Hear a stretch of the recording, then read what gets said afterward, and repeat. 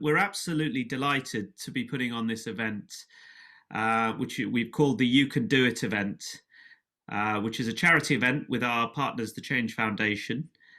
Um, I'm Ronald Medina, and I set up 2K Tiger just 2 years ago. And we are an events company, and I wanted to share a little bit with you of why we're doing this event. So we like to support charities, and we haven't been able to do any live events. So we had the idea of putting on a charity event with our stars here, James and Keith, and doing this to give back to the Change Foundation and also inspire people that have been going through a tough time right now. So we know how hard this has been for all of us, and we wanted to do something to share some inspirational stories. So just before we start, I'd just like to tell you a little bit about myself and what the last 12 months has been like for me. When I started the business 2 years ago, it was just myself. And we started building up the team. It was exceptionally tough around February because we didn't know what was happening. We didn't know what a lockdown meant, how long it would last for. Then having to manage family life, two young children who needed homeschooling as well as work. The income started drying up because virtual events and whether people would pay to come to an event, that was difficult. So there's a lot of uncertainty, and it was very difficult. But what I'm pleased to say is that what kept me going was that I know I've been through tough times before. I also was aware of tough times that other people were facing, and since then we've done 30 virtual events, and we've grown the team as well. We took a decision that we want to build a team so when we come out of this period, we can put on live events, and we've managed to build up a new range of clients as well and partners, and we're very pleased with the quality of people we've met.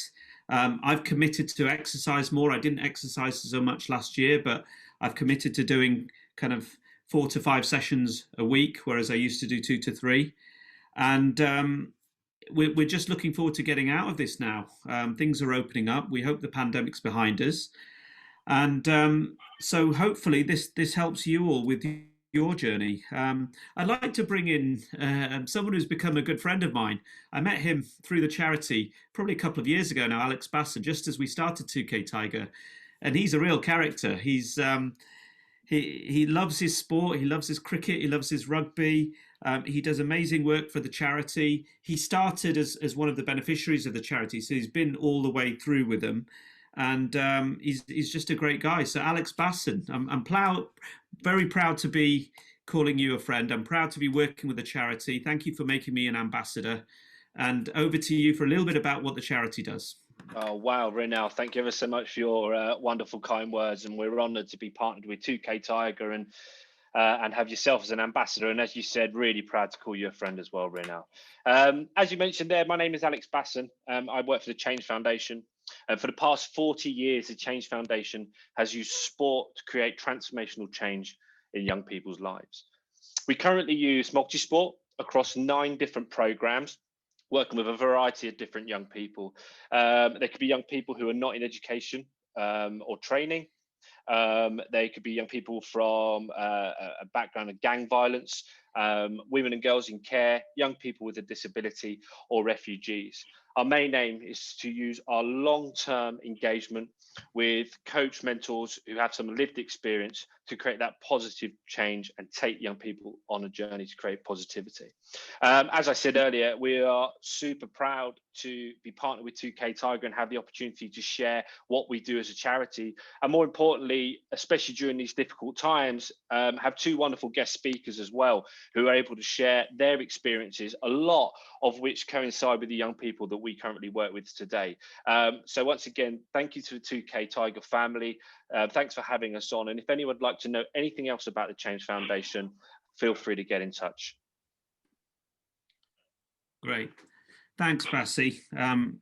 I'd like to introduce, he's a colleague, but he's a friend. He's a wonderful host. James Green, who's going to come on. and host the talk. And our first guest is Keith Mason. And Keith and I met through a mutual friend, and once I heard his story and got to meet him, he's an amazing guy. Not just because of the things he's done on the sporting field or what he's doing in the entertainment world now, but as a person, he's so big on family. He's so big on giving back. He's a real true friend and supporter of our business, and I can't wait to see him live and keep helping him with the work he's doing. So, James, over to you. Enjoy, and we'll see you in a little while. Yeah, thanks very much, Renal, and thank you, Alex. I've got to reiterate, the Change Foundation really do some amazing work. They inspire young people through the power of sport, and I think everybody on this call has probably been affected by sport in a positive way in some way of their lives, whether it was when they were younger, whether it's when they're older now. It can be really inspiring. But doing this event, You Can Do It, in a time when we've had a global pandemic where we've been told you can't do it, you can't go to the shops, you can't go out, you can't see people. It's been a tough year, but hopefully at the end of this session, you'll just feel a little bit more inspired by the two people we're going to be speaking to, and two people that, quite frankly, have had two of the most inspirational sportsmen that you can hear speak. Their stories are unique, they're challenging, but they show the same grit and determination that nothing will stop them and nothing will get in their way, and they will keep striving for more and more. And it's a pleasure to have them on board. We're going to start with Keith. So Keith, I know you're currently sat in the car. Every time I speak to you, you're in the car. But I also know we've probably got you for about 20 minutes. And I know that I'm going to tell everybody, if you've got any questions for Keith, please put them in the chat and I will look at them and I will try and ask as many questions to our guests as we possibly can. I'll go through them as much as we can. But I know you're outside the hospital. You've got an MRI scan on your eye. It's been a pretty tough week for you right now. I actually want to start with talking about your wife, Riona. And I know she's had a really rough time of it last week. But this isn't just a rough time last week. This is what she's been going through over the last few years. Now, I'll tell everybody in the call that Keith's wife suffered 2 spinal strokes, which left her unable to walk. But Keith, the man that he is, has just been helping her every single day to help her walk again, to assist her in everything she needs. You're an incredible guy. You're an inspiration to so many. But first of all, Keith, how is Riona? How's she doing? Yeah, well, we had a scare last week. She came down with pneumonia, and she had believe it or not, she had a vaccine, the AstraZeneca, I think it was. And when she had the vaccine, she was really, really ill. Anyway, by the way, hello guys, thanks for the introduction. She was really, really ill. And symptoms for flu type symptoms, and it got to obviously last week, and we got up in the morning. Can you hear me, guys? Yeah, we've got you, mate. We've got you. You're all good. Just give me a second. So she got up in the morning, got up, took the dogs out for a walk, and literally within 5-10 minutes, she gave me a call and she said she couldn't breathe, and she'd run the ambulance. So I turned back around with the dogs, came back to the house. But Riona's, the ambulance are there, the nurses are upstairs in the bedroom, and all over again, I'm going through this scenario of my partner being taken into hospital. You know, this is probably the 6th time we've been to hospital for a very, very serious event over the last 5 years. And it was very touch and go. She was having panic attacks over the phone. She couldn't breathe. They had to put adrenaline into her heart because she stopped breathing. And it was really, really tough. And I got the call last Wednesday. I'd been taking care of the children. And I was doing a workout with my trainer, and I was in Barnsley. And I got the call that she was going to discharge herself. And to me, I got in a bit of a panic because Riona's very stubborn. And I'm thinking, well, only yesterday you were having a panic attack and couldn't breathe, and now you want to discharge yourself. I literally got off the bed. I was having acupuncture, got up off the bed, and I could see that my eye was quite fuzzy. And then literally I stood up and I said to Jonathan, I can't see out my eye. It's really blurry. And he's like, well, let's try wash it out. So he washed my eye out, and I goes, listen, I'm going to try, because obviously I've got 2 eyes, so I'm going to try. I'm glad you pointed that out, by the way. Yeah, because I don't want people, giving me loads of grief on Twitter. It's not like I've got one eye. And you know what, guys? I left the house within literally 100 meters. I couldn't see the cars in front of me. So I stopped the car, got out of the car, rubbing my eyes, got into a bit of a panic, went back to the trainer, washed my eyes out again, gave me some water, laid me down, started meditating. I got up and I literally was blind. I jumped in the car. I said, listen, I'm going to go straight to A&E. I went to A&E, and it was the scariest 12 hours of my life. I'll be honest with you. As my partner was coming out, she came out of the hospital, came out of the ward, came over to A&E. I'm in A&E, can't see. It was awful. It really was awful. And I went in there. The guy tested me, sent me to an optician's in Halifax. I went there. Then they tested the back of my eye, and then he came back and said, "Listen, we need to send you back there ASAP. It looks like you've got a lesion at the back of your eye, or an aneurysm." So to top all that stress off, I was more stressed out now because I'm thinking, what's going on with my eye? I've gone back to the hospital, waited another 5-6 hours, gone in there, did the test, had the CT scan, had the ultrasound, everything came back clear. And by the time I left the hospital, my eyesight started coming back. Couldn't believe it. I was praying like I've never prayed before. And I will never, ever take my sight for granted ever again. And I think, to be honest with you, I've got the MRI scan now in half an hour, just to make sure everything's clear. But I think it was stress. I think it must have been stress. And like I said, we've been through 2 spinal strokes. I came into Riona's life when she had her first spinal stroke. Pretty much everybody left her, the family, walked out on her. I came in, took on her 4 children, and I've been her biggest supporter ever since. You definitely have, and your journey is unbelievable. And if anybody wants to watch the journey, they're pretty open with everybody on social media. Windsor Roberts, one of our guests, has been watching Riona's progress, thinks you're both amazing, even though they do say that you played the wrong code of rugby. But we'll leave that there. But look, Riona showed strength and determination like no other. Where do you think she gets that strength from to keep fighting, to be able to strive to, ultimately walk again? She's Irish, by the way, so she's very stubborn. She's from Dublin. But I'll be honest with you, I think Riona thrives off my love, of my support, because she always reminds herself, why did this rugby hunk, hook up with a lady who's in a wheelchair and all that kind of stuff? Well, I couldn't answer that. But the thing is, what Riona gives me, she supported me 100%. She had my back, and she made me accountable. And it works both ways. And I think where we're both going in his lives, we want to succeed in life. We want to live the best life possible. But first and foremost, family's the most important thing, because I think with all the setbacks me and Riona have had and overcome them, it's not like we're overcoming them. We're inspiring the whole world now, because, a story's gone viral a couple of times over the last number of years. And we've halfway through our book, we're writing our memoir. So the book is about how we first met and how we've overcome these obstacles. And I think, the struggle we're going through is helping so many people, and it's quite incredible. It really is. But, it's made me a stronger man. It's made me a better father. Life is about helping people rise. It really is. It's about helping people rise, and there's not enough of that. And I think our story is so unique because it hits so many people in different ways. People who've lost faith in love, people who are in wheelchairs. It's give people hope, and we will continue to just keep moving forward. As tough as it has been for us, it's definitely made us stronger.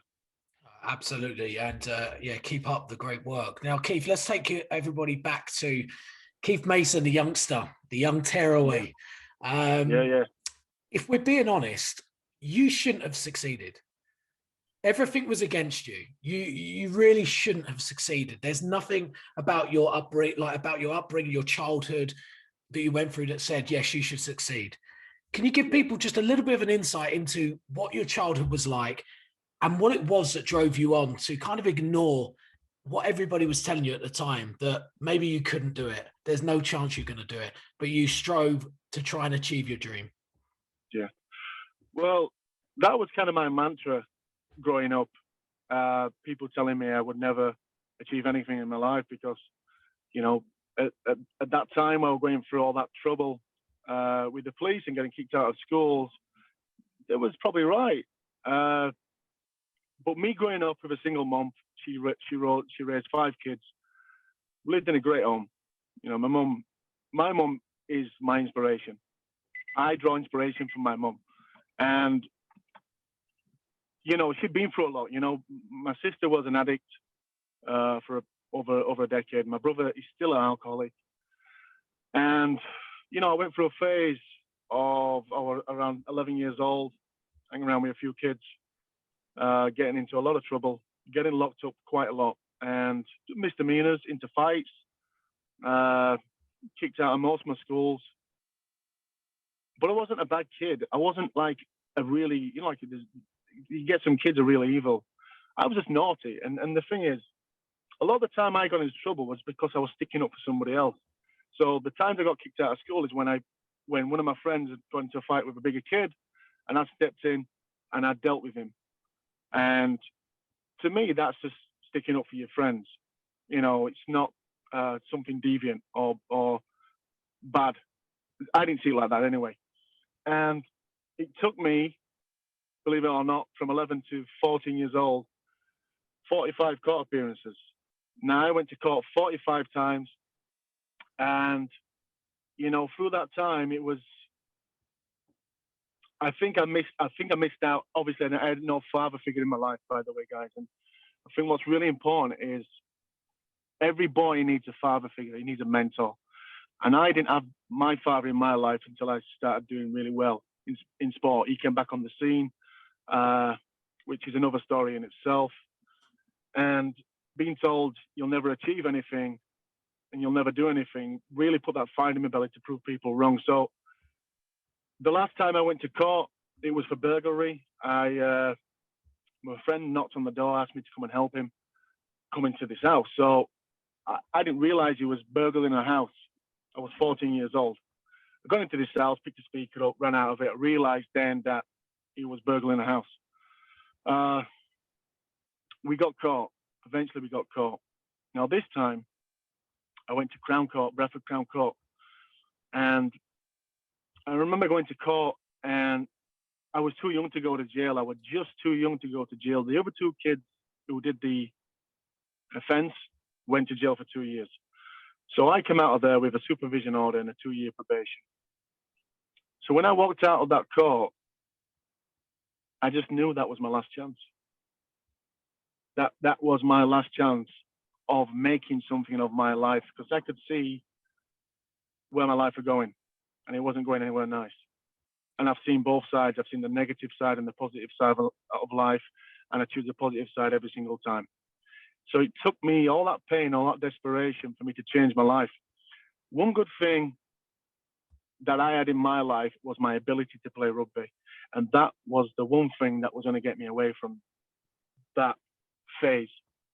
So the very next day when I came out, I realized I didn't want to put my mum through this pain anymore. You know, she deserves a lot more. You know, 5 kids. She had 3 jobs. She was an absolute Trojan. And I know where I get my toughness. I know where I get my work ethic from. It's from my mum.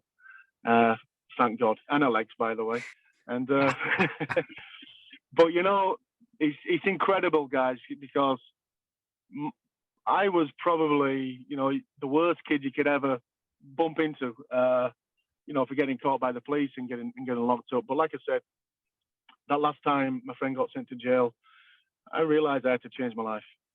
And what I did is, the very next day, I cut all my friends off. I had a goal in my mind. I wanted to be somebody, and I wanted to be a professional rugby player. So the very next day, I started running.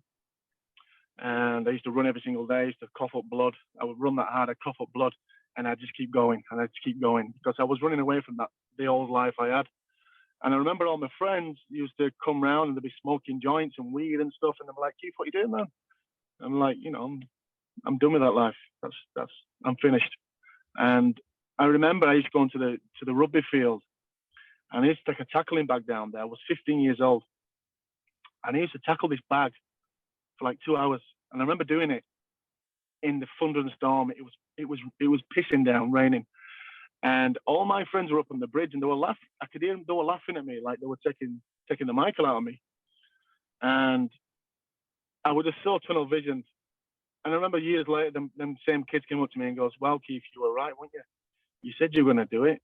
And you know what? Within the space of 4 years of going to jail, I was on a Qantas flight going to sign for Melbourne Storm as the youngest ever British player. And you know, my advice to any kid out there is just never give in. Just keep persevering. You know, and then things don't happen overnight. You know, there was a lot of setbacks for me. You know, that year when I turned my life around, I won the competition with Dewsbury Moor, which is the local team. Got selected for Yorkshire, got selected for England schoolboys, the best young 25 players in the country. Then I came back and I couldn't get a Super League club. All the players had been signed on contracts. And I remember I went to Bradford, trialed at Bradford, and they said they weren't going to sign me, so rejected. Went to Castleford, same again. I didn't quite think I was there. That's another failure. Went to Leeds Rhinos, and Dean Bell, who was the captain of Wigan back in the 90s, he was a New Zealand captain and the academy coach for Leeds Rhinos, who were out playing with Rob Burrow and Danny Maguire, some of the greats of rugby league. He turned up to me and he said, "Can I have a word with you, Keith? I've just got to tell you, I don't think you're going to be a Super League player. In fact, I don't think you'll ever play Super League." Now, you can imagine how I felt at that time. You know, I was going to quit. I was going to throw it all away. And one good thing that my dad has ever done, really, even though he missed out most of my childhood, he did tell me to just give it one more go, because I was going to quit. I was going to give in. And Wakefield came in. John Arbin offered me my first contract, which was £5,000. And I signed with Wakefield, who was a struggling team at the time. I didn't win a game all year. Signed for them at 17. We won the remaining 11 games. And I played first team that year. I was 17. And I remember playing Dean Bell's team, which was Wigan. And we beat them, we flogged them. And they was like the best young team in the country. And I was playing Wakefield, and we became a good team. We signed Gaz Ellis. And I remember Dean Bell coming onto the pitch, and he came up to me, shook my hand, and he said, "Keith, you proved me wrong." And you know what? That is my favourite failure of all time, because if I'd have listened to Dean Bell that day, I wouldn't have been speaking to you right now.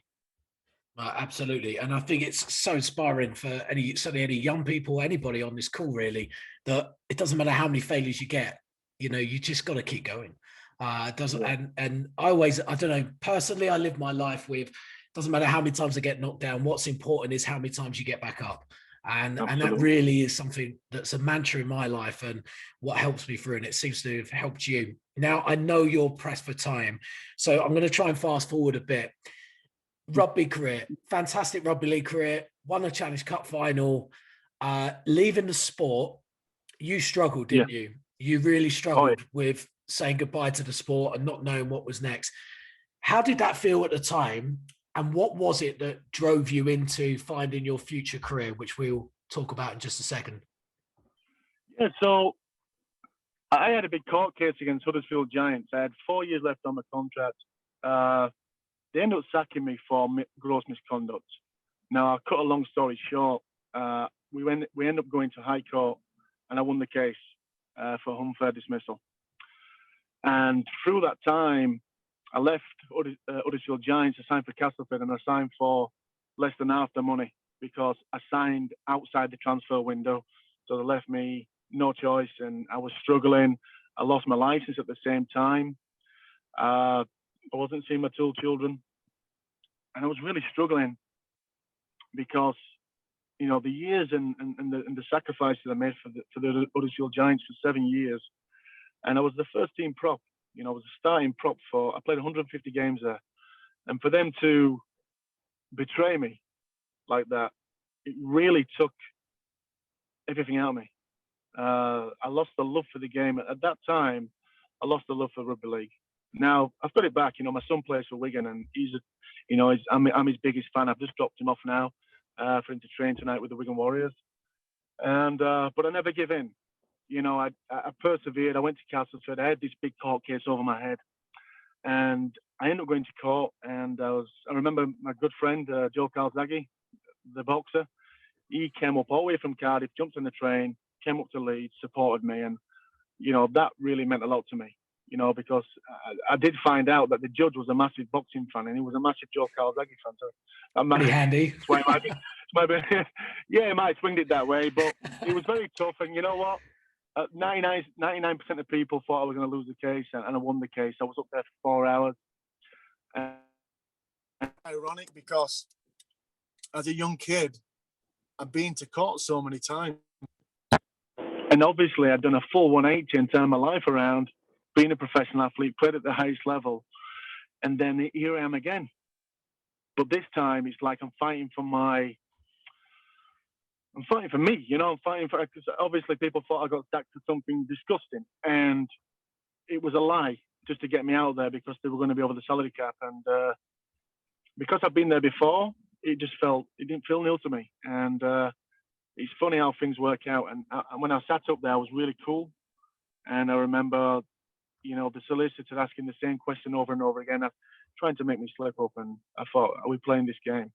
Because I'd been to hell. I was depressed. I was depressed playing for Castleford, because, I didn't know what was going to go on. I needed to win this case. And cut a long story short, I won the case.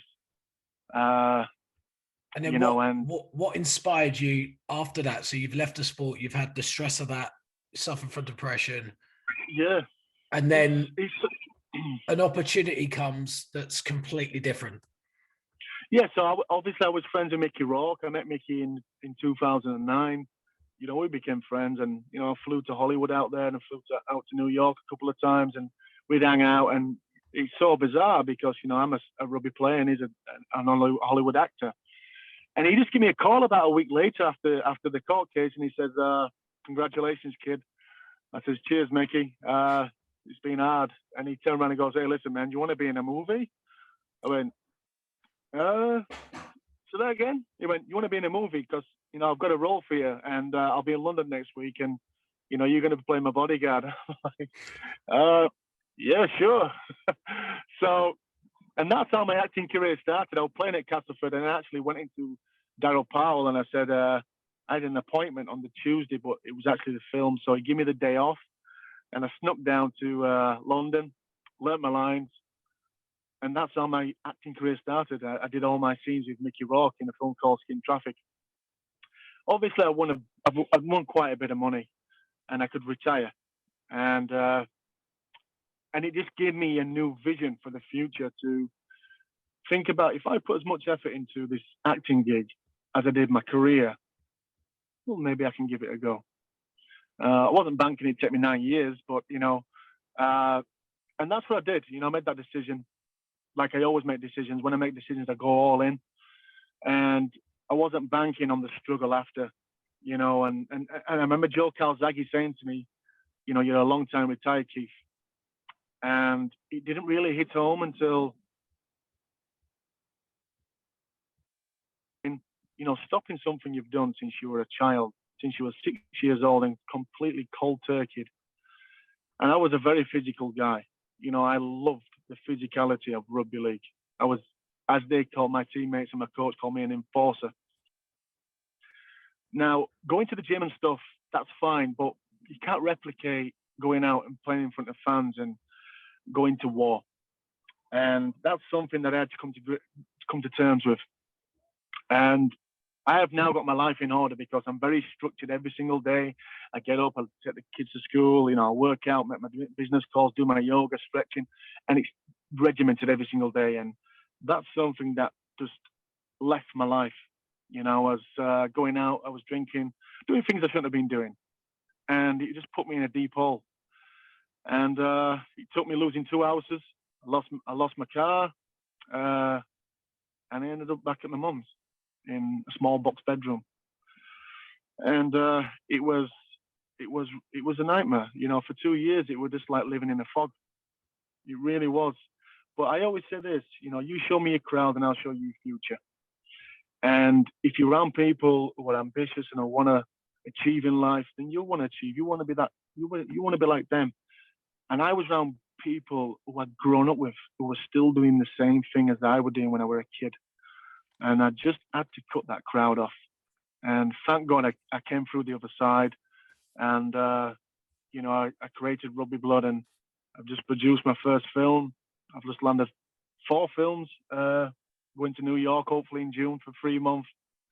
And it's crazy. But I think when I met Riona, my life started to change, because all my focus went on this lady. You know, I'm going to help this girl. I'm going to help her get back on her feet. And, you know, I'm going to love her and her kids. But you know what? I wouldn't change anything, because, you know, the struggles develop your strengths, and storms make you stronger. And they definitely have toughened me up. But, you know, I've got my kids around me and my family, and I'm very blessed now. And I'm very blessed to be able to tell my story, that you can go through hell. You can lose it all, but you can bounce back. You just got to find a way, and you got to believe in yourself. Absolutely. And I think that is the probably perfect way to end it, because first of all, I don't want you to miss your MRI appointment. Yeah. Second of all, I think to end on that inspirational note just really sums it up. And I think your journey is inspiring. I love following it. I love to see where you're going. I love to check in with you and see how you're doing and how the family is. But if anybody wants to watch Riona and Keith's story, just watch some of the videos that they put out. It is truly inspiring, and what they're going through and the challenges they're facing. They're just challenging. They're just running straight at them.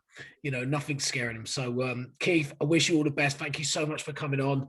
I know we all really appreciate it, and hope the eyes are all fine. Thank you, guys. Such a pleasure. I'm going to pray to God now that everything's clear, and I'll let you know, James. And it's been a pleasure, guys. Thank you. Nice to meet you, James. Thanks very much, Keith. Thanks, Keith. I really appreciate it. Look, guys, just a reminder as well, we're here for the Change Foundation. And if you do have any spare change right now that you want to donate, there's a link in the chat right now. So feel free, if you get a chance, to have a look what they're doing. And if you could donate, that would be absolutely fantastic. That was just inspiring. Every time I talk to him, I'm just amazed by the journey he's had. It almost doesn't seem real, or doesn't feel real. It almost feels like a movie, even though he's now a movie star, I guess. So he's almost starring in his own movie. But right, let's bring our next guest. And he needs zero introduction whatsoever. James Taylor, former England cricketer, now England selector. We're so pleased that you could join us, James. I really, really appreciate it. I just want to start, James. Ultimately, how are you? How's this last year been? How have you coped with lockdown? Yeah, first of all, thank you for having me, Ronald. Me and Ronald, obviously close friends through golf, and obviously we get on really well. So thanks a lot for having me, guys. Delighted to be here. But how do I follow that?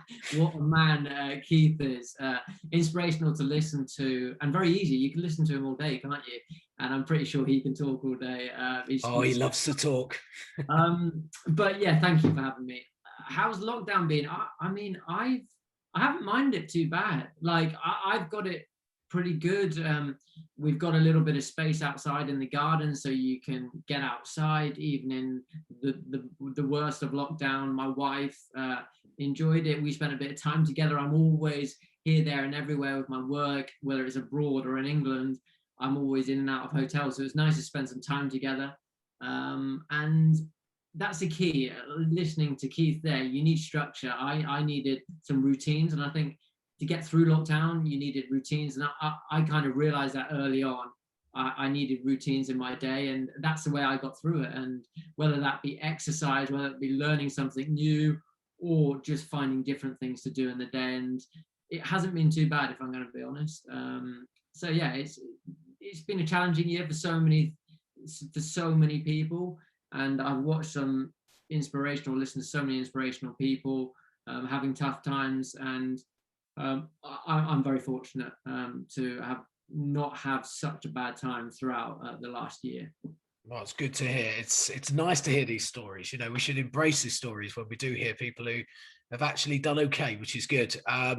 James, I want to take you back to when you were younger, and obviously this event's called You Can Do It. How many times did you hear "you can't do it" when you were growing up? I was thinking about that when Keith was speaking. I don't think I heard it that much because I chose not to listen. I'm sure it was there. I'm sure people were speaking behind my back, but I chose not to listen to it. Me and Keith shared very different backgrounds. I was very fortunate I went to boarding school from a young age. My parents obviously wanted to get me out of the house, so they put me through boarding school from Were you that much of a pain? No, I wasn't too bad. I was just mischievous and naughty, kicking or throwing balls around the house all the time. So they knew what was best for me, and they sent me to boarding school age 7. So I was spending people have concepts of boarding school and silver spoon and all this, but at the end of the day, you're fending for yourself. Yeah, you've got people to look after you along the way, but you're on your own in a new environment from the age of 7, 8, with boys that you don't know. So you have to find a way to get on with people from very early on in your life and fend for yourself. And you're surrounded by people that you might not like as well, even though there's some amazing people that you live with for a long time, and you spend 3 weeks there at school, and then you might come home for 2 days. So from a very young age, I was learning to adapt on my own to different surroundings and environments that I was put into. So I learned from a very young age about lots of different things. I was very fortunate to have the upbringing I did. I played lots of sport. I went to great schools that had brilliant facilities. So I was in A1 position to succeed. And I'm very grateful for that, and all the people along the way that helped me. So like I said, very different backgrounds to Keith, but I was very, very fortunate to be put in environments to succeed and learn. Obviously, if you don't want to learn and you don't want to succeed, you won't. And I was desperate to learn. I picked people's brains. I asked questions all the time. I had the facilities to use if I wanted to, and I chose to. I chose to work really hard from a young age. I grafted really hard and made the most of the opportunities that were put in front of me. I was a big believer in making the most of different experiences. Get as many different experiences as you can from a young age as possible, and learn from those experiences, whether they're good or bad, and learn from them. And that really helped me in my life to this day. I'm hoping, because I think my godson's on this call, you see, and I'm hoping he's listening to every word you just said, because he's a young boy. He's played a lot of cricket, and yeah, hopefully he listens. If you're listening, Dylan, right, make notes of that. But what made you stand out? What made you step up? What was inside you that had that drive to not just achieve, but to actually go on to succeed and to take yourself to the highest level of sport? I think one, from a massive ego point of view, I love being the best, and I love being as good as I could possibly be and showing off. That's what I knew from a young age, where it was hitting something, throwing something, kicking something. I loved all ball sports, and yeah, I love being the best, and I love learning, and I would love just challenging myself, seeing what I could do. And that's the hardest thing. Obviously, we'll go on to that, but that's the hardest thing. I love challenging myself physically, and obviously with what happened and transpired in my life, that's been really hard not to challenge myself physically. I loved being the best at what I was doing, whether it was kicking, throwing, hitting. I was always that young little kid at school that was good at something. And I love that. I love working hard and trying to be the best, trying to win for a team. And also, it wasn't, yes, that sounds a lot about me, because it was. Ultimately, it wouldn't have happened had I not put in the work. But it was all the people around me that shaped me, that pushed me, that kicked me down when I needed kicking down, and picking me up when I needed picking up. So it wasn't just me. I was doing it for a lot of other people as well. Like, I never praised my parents. It's a funny relationship. Obviously, we're very tight, but we don't praise each other too much. My parents don't praise me too much, and I don't give them much love as a typical son. But like, they drove a 3-hour round trip every Sunday to take me to academy training, which is just incredible. I was very fortunate to have parents that could do that. But like, I tried to achieve for not just myself, but all the people that got me to this position as well. Just to remind everybody, if you've got any questions for James, as long as it's not related to any selection issues, we'll keep those away for this event, but please put them in the chat, any questions you have. Right, James, so you've had that drive inside you, that will to achieve. 2011, you make your ODI debut. A year later, you're representing England at test level. What did it take, do you think, to get yourself to that elite level where so few can ever say that they've achieved and made an appearance at that level? I am a big believer in hard work and dedication. Classic cliche, no stone unturned. I did everything I possibly could to be as good as I could be. I always lived by that motto as well, doing things when other people aren't. I would run in the middle of the night, even when I was at school. I wasn't allowed to go off the school site, but I would run through the streets around Shrewsbury, do laps around Shrewsbury whenever he was in bed, just to get an edge. I was always a big believer in finding an edge over your opponent. And even at that age, young age, I was pushed in a direction and got shaped with this mentality to just strive to get better and don't leave any stone unturned. And I was very lucky. I love training and I love learning new skills, new techniques. And I also love the mental side of the game. And that's what happens when you have so many experiences from a young age. You're always learning. And yeah, it was a great journey from a young age. And that's what led all that dedication, hard work, and people along the way led to me achieving my goals and playing for England. And it was great whilst it lasted. Memorable moments? What's the one moment that springs out in your head? I had, like, everybody thinks about the bad times in my career, but I didn't have many. As a cricketer, you fail more, especially as a batsman, you fail more times than you succeed because you can't always score 50 or 100. I mean, I did all right, but I was very fortunate to have a great career whilst it lasted. My memory is obviously scoring 100 for England, scoring 100 against Australia.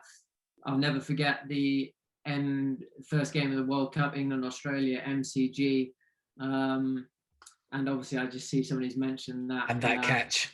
About the catches in South Africa. That was probably my favourite moment on a cricket field. You'd think hundreds against Australia, playing in a World Cup against Australia in Australia would be. But those moments, those catches that I took in South Africa, honestly, the feeling that I got through my body, it was the best feeling I've ever had. My wife won't like me saying that. But, we'll cut that out of the edit. Don't worry. My best feeling ever. But I mean, the ones that spring to mind of when I feel really proud, probably what I've gone through over the last 5 years is probably the proudest thing I've ever done. But on a cricket field, when I get nervous and overcome those feelings and all that hard work and dedication pays off, that's probably when I'm most proud. So England, Australia, first game of the World Cup, 98,000 people watching. Little old James Taylor walks in with Mitchell Johnson, being given the ball. We're up against it. We're 4 down. 2 slips, a gully, a short leg in front of 98,000 Aussies abusing you. You're not meant to succeed. And I was thinking, shit, I'm pretty nervous here, which is right. But all the training, what I'd done, and when you're nervous, everybody thinks, oh, alarm bells, you're nervous. But as an international athlete, you need to understand what you do, what your body does, what your mind does when you're nervous. And I knew what I was doing.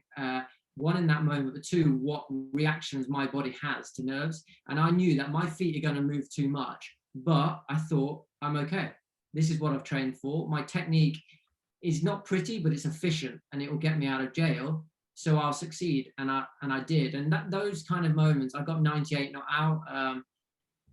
Those kind of moments, when you look back at it and you think of everything that's come before that moment to lead you to that moment to succeed, is so satisfying. No, I'm sure. Now, before we move on, I just want to pick out a few questions. I'm glad my godson is watching. He says, do you think the catch you took against South Africa is better than that of Stokes? Very different. very, very different. I think Stokes is a good catcher. He's a very good catcher, but I always say he's a catcher or a fielder of great catches. Like, he does some special things. He's an amazing mover in the field. He's an amazing athlete. And is a phenomenal cricketer. Very different because he fields generally out in the deep. That's when he'll take these spectacular catches or at slip in test matches. But at short leg, it's just totally different to anywhere else. It's okay. You can say yours. It's fine. It's okay. Yeah, very long-winded answer. Obviously mine. So there you go. Of course. Answer. But yeah, that was great fun. John Walter says, how old were you when you first thought playing for England was going to be possible? You know what? I never thought. I never thought too much about it. It was just a natural. It sounds very bizarre. It was a natural progression for me. I'd always set my targets, and I'd always reach my target. I'll go through my targets. Like when I was 15, I was a young guy, or when I was 10, I think I was a young guy, and I thought I want to be as good as Lee Earnshaw. Lee Earnshaw was a guy in my club side, good club player. Lee Earnshaw went on to be in the Marines, and I want to be as good as Lee Earnshaw. I played with Lee Earnshaw. I got as good as Lee Earnshaw. Then I set myself a target. I played with Akil Patel, and Akil Patel's brother was Samit Patel, and I want to play with Samit Patel one day. I played with Samit Patel. I captained Samit Patel. Then I set my targets. I want to play with Kevin Peterson. I played with Kevin Peterson. I played with him, and I kind of always just set myself goals. And playing for England was just one of those goals that I thought I was just going to do, a natural progression of being the best in your side. You go to the next side and be the best in that side, and so on. I never thought too much about it, if you know what I mean. It was just a natural progression for me. Absolutely. Quite single-minded. That's good. That's a good way of doing it. I think a lot of older people like me are probably going, yeah, we should have did that instead of just dreaming for this long distance thing that was never going to happen for us. Break it down. I know that we're going to go on, but I always break it down. It's a lot more achievable when you go small steps at a time, whatever you're doing in whatever field. I'm making notes of that, learning as we go. That's what we like to hear. Alex Basson says, was there anyone when you were coming through the ranks that you just knew was going to be world class for both England or any other international side? Yeah, I mean, obviously I'm now selector of them, but I played with them all. And I grew up playing with the likes of Stokes, Root, Butler, Bairstow. We were in the similar year group. So I went the whole way through from, I think I first played with Joss when I was 15, 16. I played with Root, those guys, Stokes.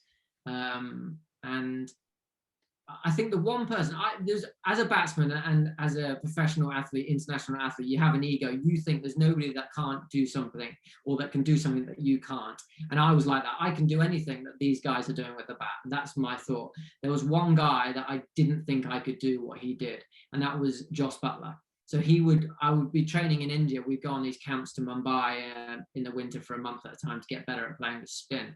Hence why England now are actually, believe it or not, I know it wasn't ideal in India, but we're a far better side now than we've ever been at playing spin, albeit it didn't look great in India just recently. It's all the years of hard work that have built up to that. Jos Buttler, yeah. I mean, hitting balls for six from the word go on a spinning wet surface in India, you shouldn't be able to do it, and he did it. So Jos Buttler was probably one guy that did things that I believed I probably couldn't, and I could see a massive ceiling for him. That's a good answer. I think we could all probably agree. He is an absolute superstar. We love watching him play. Shurik asked me a question, said, what's your response to the following statement? The best player in the team should automatically be the captain. That's the way it always worked at school cricket. I was captain because I was one of the better players, but I would like to think I had some knowledge and nous about the game and some leadership skills too. That is a natural progression. As a captain, you need to earn the respect of your peers because they respect you as the player in the team and what you do for that team. But when you get to the top, that happens as you're getting up to the top. If you're the best player, generally you've got a better chance of being captain because you're always going to be in the team. You're not going to be coming in and out, which isn't ideal. At the top, everybody's outstanding. Some might perform more consistently than the others, which will give them an edge because they'll consistently be in the team. But I think there's so many layers to being a captain that people don't see. And I talk about England, what I know, England captaincy, until you're around it, you don't understand how difficult it is and how many layers to that captaincy there is and what they have to deal with on a day-to-day basis. So you don't have to be the best player, but it certainly helps. And you need lots of other skills.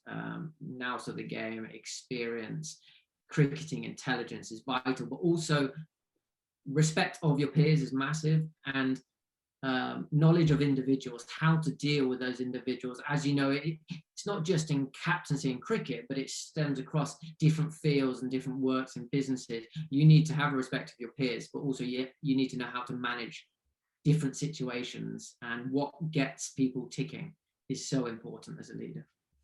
That's a great response. Right, thanks for those questions. If you have any more, please feel free to send them in.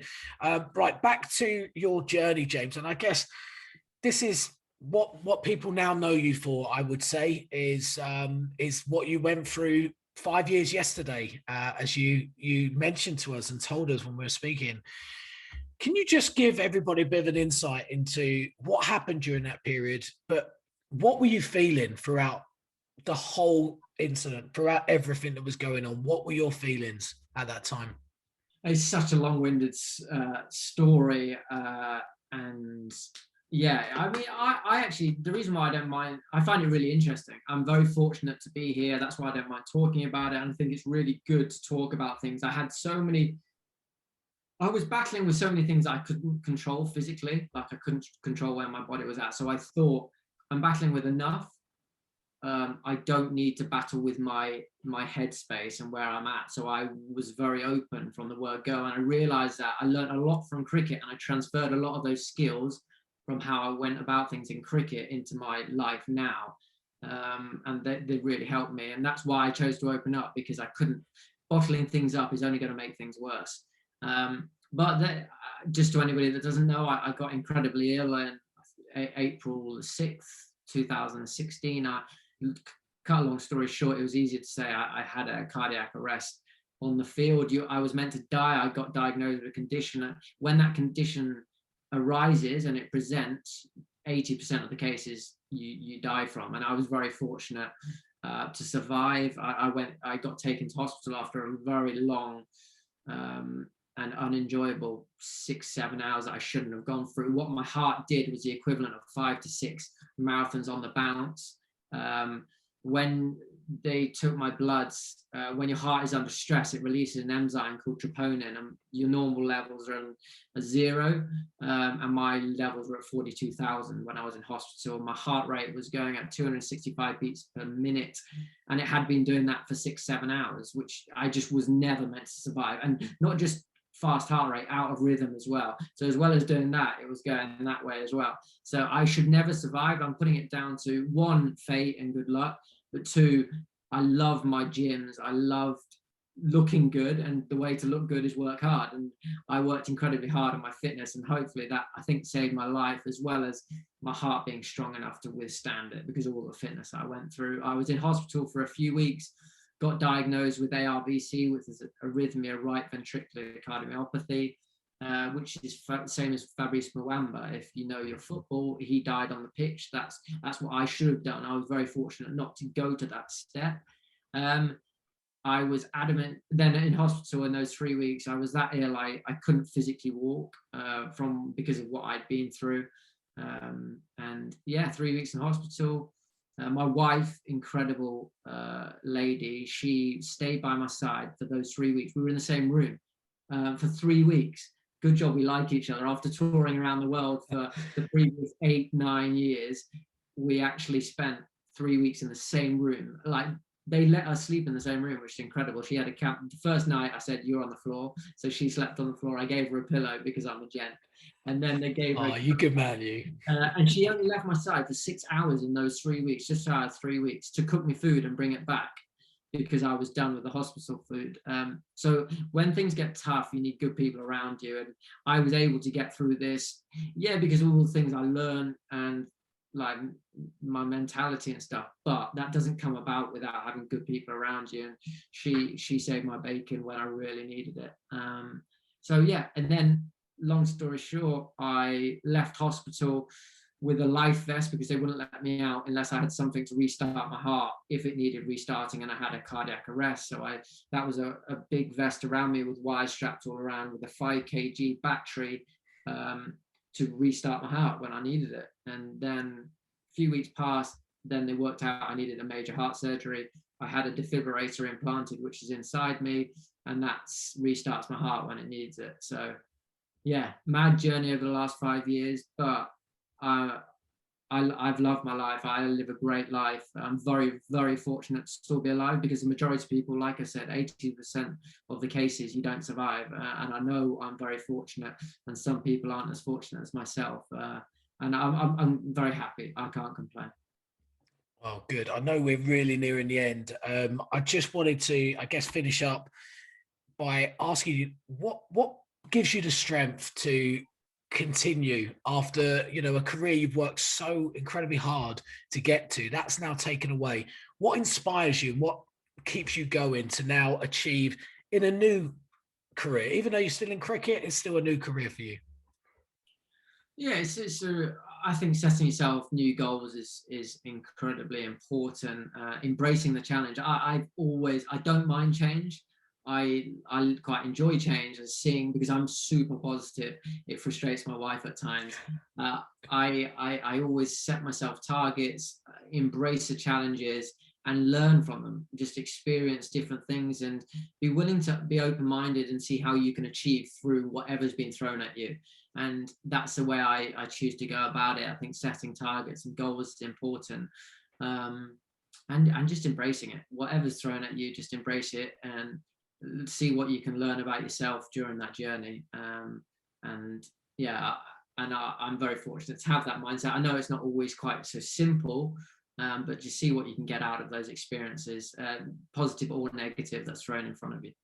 I think that's great advice. And you've got your you get your sporting side out on the golf course now, because I know Ronell will probably talk about it a bit more, but he's already told me a million times that you play off one, which is pretty exceptional. Quite frankly, I can't quite believe it. And when you said earlier that you had a bad round of golf today, what does that mean? You went round in four over, was it? Or... Yeah, probably 5 over. Exactly. I mean, it's...